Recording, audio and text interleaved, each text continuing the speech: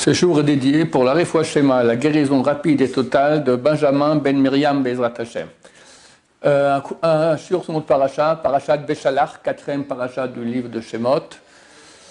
C'est en fait la traversée de la mer Rouge, l'engloutissement de nos ennemis et Shiratayam, le chant qu'on fait Bnei Israël, qu'on répète d'ailleurs tous les matins dans la prière. C'est écrit que celui qui dit ce morceau de la prière en imaginant qu'il est en train de traverser la mer Rouge, le dit avec joie, en louant Dieu, on lui pardonne tous ses péchés. C'est donc quelque chose de très très grand et très dur. Parce qu'on cavale, on cavale le matin rapidement pour arriver au début de la Hamida avec tout le monde. Et regardez, c'est très bizarre que d'un côté c'est écrit que quand on peut sauter des passages de tout ce que nous faisons comme prière avant la Hamida, pour commencer la Hamida avec tout le monde. C'est important de commencer avec tout le monde. Ça fait que ça s'appelle une fila betzibour. Elle monte beaucoup plus facilement. Et on dit le premier morceau que tu peux sauter, si tu dois sauter dans Psuké des Imra, entre Baruch She'amar et Ishtabar, c'est la Shira. C'est ce chant-là, qui pardonne tous nos péchés. Donc regardez un peu l'importance des autres parties de la prière. Le Midrash, sur cette paracha, dit que Moshe a dit à Dieu, par ce que j'ai péché envers toi, par cela, je te loue. Pourquoi? Il a péché envers Dieu lorsque Dieu l'a envoyé en Égypte. Parler avec Pharaon. Pharaon a dit Hemnirpim, les Juifs, ils se relâchent. On va mettre plus de travail sur eux. Comme ça, ils vont arrêter de penser à des bêtises d'aller servir leur Dieu dans le désert. Et Moshe, il a dit à Dieu mais Az, depuis que tu m'as envoyé, alors Pharaon, il a été encore plus dur. Et tu n'as pas sauvé ton peuple. Il a dit le mot « mais Az, depuis que tu m'as envoyé ». Et là, comment il commence la Shira, ce chant que tout peuple Israël a fait à Dieu en sortant de la mer Rouge, il a dit « Az Yashir Moshe ». Alors, Moshe a commencé à louer, à chanter Hachem, avec le même mot. Bon, ça c'est parce qu'il y a deux mots qui se ressemblent, mais quelle est la profondeur de la chose? Et peut-être ça touchera aussi l'actualité.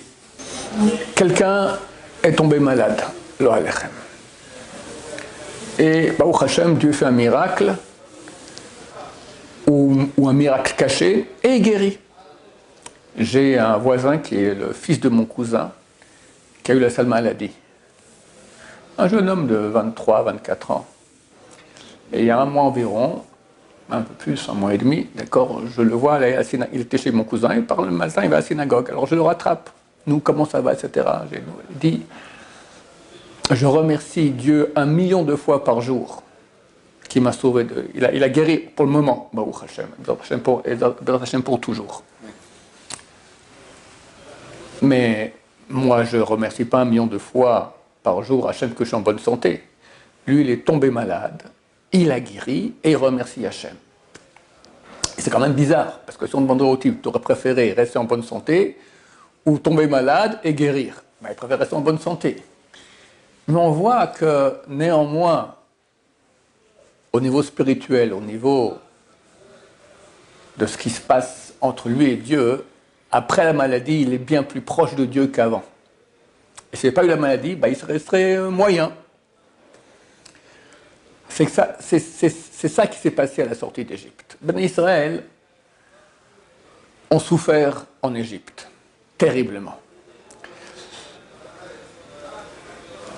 Lorsqu'ils traversent la mer Rouge, les ennemis sont engloutis et ils font ce chant. Mais si on regarde les paroles de ce chant, il y a très peu sur ce qui vient de se passer maintenant que les Égyptiens ont été engloutis. Il y a énormément sur la grandeur d'Hachem. Que Dieu est grand, il est comme ci, il est comme ça, etc., etc., etc. Et quelque part, on peut se dire, bon, Dieu les a sauvés, mais pourquoi il les a mis en esclavage tellement de temps en Égypte, dans des conditions tellement difficiles? Mais en fait, on voit qu'ils sont arrivés à un niveau de proximité d'Hachem. Il y a dans les prières, il y a 10 types de prières. Le plus haut, c'est la Shira, c'est chanter Hachem. C'est un niveau, c'est la nivoua de la prophétie, c'est très très très haut. Et bon, Hachem, ils sont allés en se purifiant jusqu'au mont Sinaï, où là, ils sont arrivés, ils ont réparé le péché originel, ils sont arrivés à l'état du premier homme avant le péché originel. Donc, quelque part, pour arriver à une proximité, à une proximité de Dieu, une pureté, à des miracles fantastiques avec Hachem, il faut passer aussi par les malheurs, les souffrances qu'il y a avant. Et c'est ça qu'il a dit Moshe Rabbeinu à Hachem. Je me suis plaint envers toi que tu m'as envoyé chez Pharaon, et depuis ce moment, ça signifie depuis, il a été encore plus méchant, plus dur avec les Juifs, et maintenant, je te loue avec le même mot, parce que je comprends que c'était nécessaire. Plus il y a la souffrance, plus quand on sort de la souffrance, on accède à des degrés extraordinaires qui légitiment cette souffrance. Légitime parce que nous, on pourra dire non. Et chacun de nous dira, je préfère ne pas souffrir et puis rester comme ça. Mais on ne se rend pas compte de ce que ça veut dire, cette proximité d'Hachem et ce qui douche Hachem, cette sanctification du nom de Dieu, à quel point c'est grand, c'est cosmique, c'est infini. Nous, on vit dans le monde fini. Alors pour nous, ce sont des petites choses, mais c'est infini vraiment. Comme il est écrit que Dieu a créé le monde uniquement pour son honneur. Il a besoin d'honneur, il n'a pas besoin d'honneur, mais il nous permet de le sanctifier, il nous permet de l'honorer. Et ça, c'est la chose la plus grande qu'il puisse y avoir. Je pense à ce qui s'est passé aussi avec le 7 octobre. 7 octobre, se sont passées des choses absolument l'horreur la plus inhumaine qu'on puisse connaître. Mais, ce que ça a provoqué dans le peuple d'Israël, je pense que c'est la même chose. On peut se plaindre à Hachem comme il y en a qui ont dit pourquoi il était où Dieu pendant le 7 octobre. Mais si on regarde ce que ça a amené dans le peuple d'Israël, une tchouva, un rapprochement de Dieu, phénoménal. Il y a cette chanson-là qui est super à la mode aujourd'hui, que tout le monde chante, les non-religieux, dans les matchs de foot, partout sans cesse, Hachem Yitbarach, Dieu béni soit-il, il me fait du bien, encore du bien, encore du bien.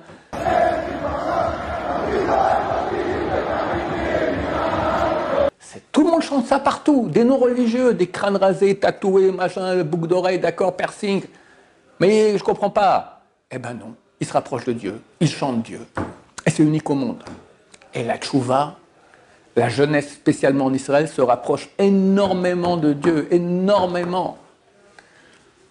Et regardez maintenant, jeudi passé a été libéré une otage phénoménale, Agam Berger. Lorsqu'elle a été prise en otage, elle a pris sur elle de pratiquer le Shabbat, à Gaza. Environ 2 mois après, une partie des filles qui étaient avec elle otage ont été libérées. Elles ont dit à sa mère, ta fille, elle commence à faire Shabbat. Elle a pris sur elle de faire Shabbat. La mère a commencé à faire Shabbat, elle aussi. Et cette fille, non seulement elle a fait Shabbat, avec les autres filles qui étaient en otage, elles ont commencé, chacune était responsable d'un jour de la semaine, comme Esther Amalka. Esther Amalka, c'est écrit lorsqu'elle s'est mariée avec Achashverosh. Elle était avec toutes les goyotes, etc., la royauté du roi de Perse. Elle ne pouvait pas savoir quel jour on était, comment faire Shabbat. Alors elle a pris les filles qui étaient proches d'elle, chacun il avait un nom. Dimanche, lundi, mardi, mercredi, voilà, Shabbat. Comme ça, chaque jour on compte, comme ça on sait qu'on ne peut pas oublier Shabbat. Comme ça ils ont fait à Gaza. On lui a donné de la viande à manger. Elle n'a pas mangé de la viande. C'est taref. Mais elle se met en danger par amour d'Hachem. Pessah. On lui donne à manger des pitotes, du pain. Elle n'a pas mangé. Kippour, elles ont fait. Phénoménal. Alors qu'elle ne faisait rien avant. Alors, j'en profite pour dire à nos chers frères qui sont encore éloignés de Torah, c'est une fille de 19 ans, à Gaza. Elle a pris sur elle de faire Shabbat, de manger kasher. Alors qu'est-ce que t'attends? Qu'est-ce que t'attends? Réveille-toi. Mais réveille-toi, t'es juif, t'as un sens, t'es parti d'un peuple qui a 3300 ans. Réveille-toi. Sa mère, elle a commencé à faire Shabbat, elle a commencé à faire des conférences sans cesse sur le mikvé, importance du mikvé. Pourquoi? Parce que sa fille s'appelle Agam. Agam signifie en hébreu un lac. Alors elle dit, qu'est-ce que je peux faire Agam? Agam, là, le lac, on trempe dans le lac, Baruch Hashem, pour se purifier. Et lorsque Agam devait sortir Shabbat, être libéré, la mère a demandé, je vous demande à tous de ne pas regarder les vidéos. Tout le monde voulait regarder comment elle sort. Ne pas regarder parce que c'est filmé pendant Shabbat. Et c'est interdit de profiter d'une chose qui a été faite pendant Shabbat. Bien, en dernière seconde, elle n'a pas été libérée Shabbat, elle a été libérée jeudi d'après. Tous les gens ont dit, Mida mesure pour mesure. Elle ne voulait pas faire Chilou Shabbat, pas provoquer Chilou Shabbat, que tout le monde regarde comment elle sort. On l'a sortie jeudi. Et tout le monde regarde. Des millions de téléspectateurs dans le monde regardent. Et on leur donnait, les gens qui la sortaient, la croix, l'armée, je ne sais pas, leur donnait une sorte de petite plaquette comme ça, écrire dessus au feutre. Parce que tout le monde demande qu'est-ce que tu dis. Alors elle a écrit comme ça, elle a écrit Baharti Be'emuna, j'ai choisi la foi. Au Be'emuna Shavti, je suis revenu grâce à la foi. Phénoménal. Une fille de 19 ans, là elle avait 20 ans, 19 ans quand elle a été prise, 20 ans quand elle a été libérée. Phénoménal. Et ça, des millions de gens l'ont vu. Ça impacte. Alors, c'est vrai, les douleurs du 7 octobre sont terribles, mais ce que ça a amené au peuple d'Israël, mais ça vaut, excusez-moi, des milliers de fois plus, c'est ça qui va amener la Géoula. On attend la Géoula pour très, moi je crois avant Pessah, attention, je me trompe toujours, je ne dis rien, mais j'espère que pour Pessah cette année, Bezrat Hashem. Ça a amené la Géoula, c'est quelque chose de plus grand que cela. Et je pense qu'on est en train de vivre la même chose aussi maintenant. Et je vais expliquer ce que je pense, il se peut que je me trompe, ce n'est que des pensées, d'accord, des pensées géopolitiques qui sont peut-être fausses, peut-être vraies, sûrement fausses, on va dire. Il y a un truc très très bizarre qui se passe depuis quelques jours, mais très très bizarre. L'Égypte remplit la péninsule du Sinaï d'une armée, mais j'ai vu des photos, mais c'est phénoménal, des centaines de tanks, des centaines de chars, des centaines de rampes de missiles. Ça fait très très peur. Maintenant, il y a un accord qui a été fait avec l'Égypte, parce qu'on avait conquis, durant la guerre de Kippour, on a conquis l'Égypte, on l'a rendu, mais à condition que ça reste une zone non armée. Et l'Égypte, en se rentrant maintenant toute son armée, on peut dire presque son armée là-bas, dans la péninsule du Sinaï, c'est une violation de cet accord. Ça veut dire qu'on peut rentrer en guerre, ça va être terrible. Mais la question, c'est qu'est-ce qui lui est arrivé à ce pauvre Sisi de mettre son armée dans le Sinaï? Qu'est-ce qui se passe? On n'est pas en guerre, on a une bonne relation avec l'Égypte. Qu'est-ce qui se passe? À mon avis, c'est Dieu qui l'a rendu taré. C'est écrit que Dieu va rendre taré un roi qui s'appelle Gog, qu'on surnomme Gog, qui est le roi d'un pays qu'on surnomme Magog, qui est au nord d'Israël. Ça ne peut pas être l'Égypte, c'est au nord d'Israël. Je ne sais pas qui c'est, j'ai toujours pensé que c'était la Russie, et je ne vois pas pourquoi la Russie nous attaquerait. Ça peut être l'Iran, ils sont très affaiblis. J'ai pensé dernièrement, c'est Erdogan. Dans la mesure aussi que Erdogan, dans le mot Erdogan, tu as le mot Og, d'accord, c'est Gog aussi, ça ressemble. Et c'est marqué que c'est le prince de Mesher et Toubal. Mesher, je pensais que c'était Moscou, mais Toubal, je ne savais pas. Et après, je pensais Istanbul, Tamboul, Toubal, ça se ressemble.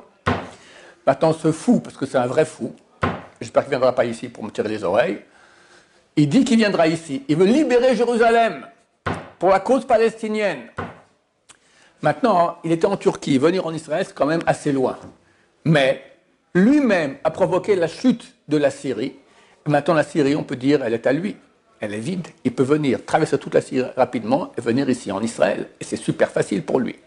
Maintenant, il a une armée qui est considérée comme l'armée la 8e, la plus puissante du monde. 800 000 soldats, très bien équipés par les Américains, parce qu'il fait partie de l'OTAN. Et il dit, je vais venir libérer Jérusalem. Oh là là, ça sent... Nous, on pense que la Géoula est très très proche, la rédemption. Maintenant, comment ça doit se passer? Avec une attaque de plusieurs peuples venant du nord contre nous. Alors ça peut être la Turquie, ça peut être aussi l'Iran, ça ne m'étonnera pas qu'ils s'y joignent. D'autant plus que je pense qu'on va attaquer l'Iran incessamment sous peu, c'est pour ça que Bibi est parti en Amérique et sont en train maintenant de fignoler l'attaque iranienne. Et c'est écrit dans nos textes que lorsque l'Iran tombe dans les mains de l'Occident, de Rome, d'accord? Rome aujourd'hui c'est l'Amérique. Machar vient juste après. Donc l'Iran risque d'être déjà, nous en vouloir beaucoup à participer à cette attaque-là. Peut-être la Russie, j'ignore. Et hier soir, j'ai vu, pour voir, je ne comprenais pas l'Égypte, je regardais dans le texte, c'est marqué Kouch. Kouch, c'est l'Éthiopie. Ah, l'Éthiopie va nous attaquer. Alors en fait, un des plus grands commentateurs de la Bible, c'est le Malbim, vivait il y a près d'un siècle et demi, 2 siècles. Il dit, cette prophétie est écrite dans le chapitre 38 de Yecheskel, c'est là-bas Gog ou Magog. Il dit, sache que ce qui est marqué Kouch ici, ça correspond à une autre prophétie de Gog ou Magog aussi, qui est au chapitre 32. Et là-bas, on dit l'Égypte. Et en fait, il cite tous les pays qui sont cités dans le chapitre 38, qui sont cités aussi dans le chapitre 32, mais un nom différent, ce sont des voisins, ils sont proches. Et il dit, quand on parle d'Éthiopie, on parle de l'Égypte. Donc, cher ami, il se peut, je ne sais pas, que tout à coup, Dieu, comme c'est écrit dans le texte, il dit à Gog, je vais mettre des hameçons dans ta bouche pour te tirer, venir attaquer un peuple qui vit en toute sécurité sur les montagnes d'Israël, peuple qui a été réuni de tous les peuples pour venir en terre d'Israël. Ah, c'est exactement ce que nous vivons. Alors Dieu le rend fou. Comme il rend fou Erdogan, peut-être aussi Poutine, peut-être aussi l'Iran. Maintenant, Baruch Hashem, on a quand même Trump qui nous aime beaucoup. Et normalement, il part la semaine prochaine en Égypte pour pouvoir dissuader Sisi de continuer à faire ce qu'il fait. Et il va attaquer l'Iran, et il va régler le problème aussi avec la Russie. Donc quand même, aujourd'hui, on peut dire que c'est le grand gendarme du monde. Mais il y a un mais. Dans la prophétie de Bilham qui parle de la fin des temps, c'est 2 versets, que j'ai cités souvent, mais je n'ai pas cité très souvent la fin du verset parce qu'elle est un peu désagréable. C'est marqué, le deuxième verset dit comme ça, Vetsim miyad kitim, des troupes armées. Ce que je rajoute, armée, c'est la traduction en araméen faite il y a 2000 ans par Rabbi Yonatan ben Uziel. Des troupes armées viendront en bateau des îles de l'Occident éloigné pour attaquer Achour. Achour, c'est le pays d'Assyrie. Ce n'est pas la Syrie, c'est le pays d'Assyrie, c'est l'Irak. Et on l'a eu. C'était les guerres du Golfe. Après, ils vont attaquer le peuple qui est l'autre côté du fleuve. Quand on parle du fleuve dans la Torah, c'est toujours l'Euphrate. Qu'est-ce qu'il y a de l'autre côté de l'Euphrate? L'Iran. C'est super actuel. Actuellement, là que je suis en train de vous parler, Bibi et Trump sont en train de fignoler l'attaque sur l'Iran, vraisemblablement. Et après, c'est écrit la chose que je ne disais pas, Vegamoa de Oved, lui aussi sera perdu pour l'éternité. Qui celui aussi? Celui qui va attaquer l'Iran, l'Amérique, perdu pour l'éternité. Je ne disais pas parce que c'est franchement pas agréable, parce que si l'Amérique n'est pas là, ça va très mal. Et pourquoi le pauvre Trump, il est super pour Israël? Et ça m'a fait tilt. Quand on m'a dit que lundi passé, il y a eu un krach financier extrêmement important à la bourse de Wall Street. Qu'est-ce qui s'est passé? Il y a une des boîtes, dont j'oublie le nom, qui est la meilleure au monde, qui produit les puces pour l'intelligence artificielle. Et les Chinois proposent la même chose pour beaucoup moins cher. Les investisseurs, ils ont retiré leur argent pour mettre avec les Chinois. Cette boîte a perdu 600 milliards de dollars. 600 milliards de dollars. Beaucoup. Maintenant, ça fait un effet domino, parce que toutes les boîtes qui sont dans la high-tech comme ça, ils sont ensemble. Pour finir, ils ont perdu en une journée 1500 milliards de dollars. C'est plus que le PIB de beaucoup de pays d'Europe, pour une année.